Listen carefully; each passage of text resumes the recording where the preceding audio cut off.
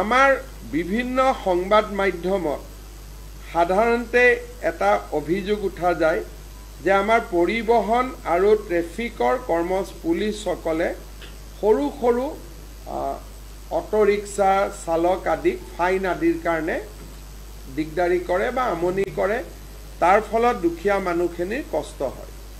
আজি কেবিনেটত আমি দুটা সিদ্ধান্ত লৈছোঁ যে বাইকৰ আৰোহীক টু হুইলাৰক এক্সেপ্ট হেলমেট আন কোনো কথাত ফাইন কৰিব নোৱাৰিব। অকল হেলমেট নিপিন্ধিলে ফাইন হ'ব, বাকী আৰু কাগজ নাই পত্ৰ নাই এইবিলাকত যিটো ফাইন কৰে সেই ফাইনটো আৰু এতিয়াৰ পৰা নকৰিব। যদি কাৰোবাৰ কাগজ নাই তেতিয়া তেওঁলোকক নটিচ দিব, তেওঁলোকে কাগজ ঠিক কৰিব, কিন্তু ফাইন নলয় গভৰ্ণমেণ্টে। তাৰ এটা SOP ট্ৰেন্সপৰ্ট ডিপাৰ্টমেণ্টে ৰিলিজ কৰিব। দ্বিতীয়তে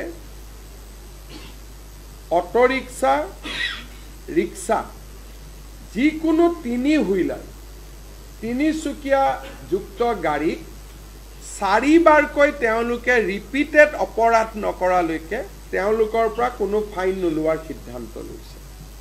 মানে এজন অটো ৰিক্সা বা এটা ই ৰিক্সা বা এজন ৰিক্সা চালকে 4টা ফাইন কৰাৰ পিছতহে 5 নম্বৰ বাৰতহে তেওঁলোকৰ পৰা ফাইন ল'ব পাৰিব।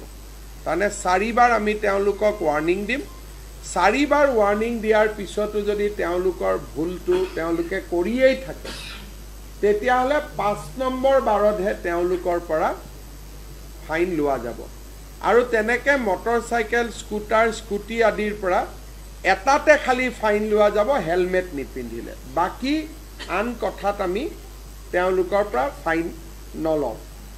ইয়াৰ ওপৰত ট্ৰেন্সপৰ্ট ডিপাৰ্টমেণ্টক নিৰ্দেশ দিয়া হৈছে যে আপোনালোকে এটা SOP বনাই অহা 15 দিনৰ ভিতৰত আপোনালোকে প্ৰকাশ কৰক, যাতে অটো ৰিক্সা ৰিক্সা ই ৰিক্সা এওঁলোকে যাতে ফাইন আদিৰ পৰা ৰক্ষা কৰিব খোজে। আমি এনে হিচাপ কৰি চাইছিলোঁ যে ইয়াত ফাইনৰ নামত চৰকাৰে যোৱা গোটেই 3 বছৰত 6-7 কোটি টকাও পোৱা নাই। গতিকে 6-7 কোটি টকাৰ কাৰণে আমি মানুহক হুলস্থুল কৰি থকাৰ কোনো অৰ্থ নাই।